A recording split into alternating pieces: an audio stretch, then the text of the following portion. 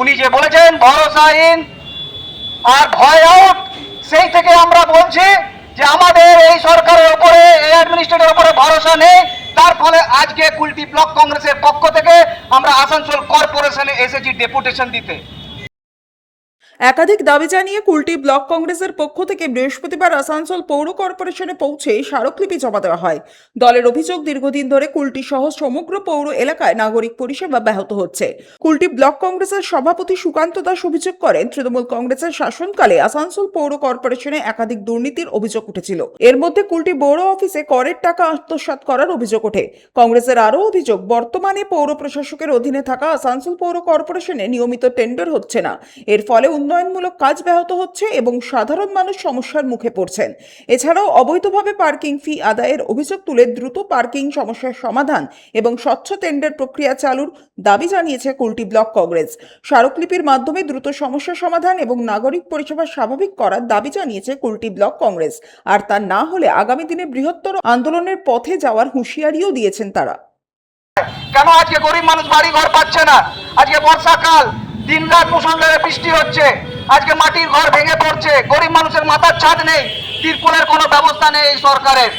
আজকে নালী নালা জাম হয়ে গেছে, রাস্তায় গাড্ডা পড়ে রয়েছে, জল জমছে, অ্যাক্সিডেন্টের সম্ভাবনা বাড়ছে, কিন্তু এই সরকারের ঘুম বাড়ছে না। আজকে আমাদের ওখানে রেড লাইট এরিয়া আছে, আপনারা নিশ্চয়ই বলতে প্রশ্ন করতে পারেন রেড লাইট নিয়ে কেন বলছেন? যেগুলো সরকার নিজের রাজস্ব নেয় সেই সব জায়গায় যদি কোনো বেইমানি হয়ে থাকে, চুরি হয়ে থাকে, তাহলে আমরা যারা জল করছি রাজনৈতিক দল তারা সেই প্রশ্ন উঠাবো। সেখান থেকে রাজস্ব নেওয়া হচ্ছে, কর নেওয়া হচ্ছে, পার্কিং এর ব্যবস্থা রয়েছে।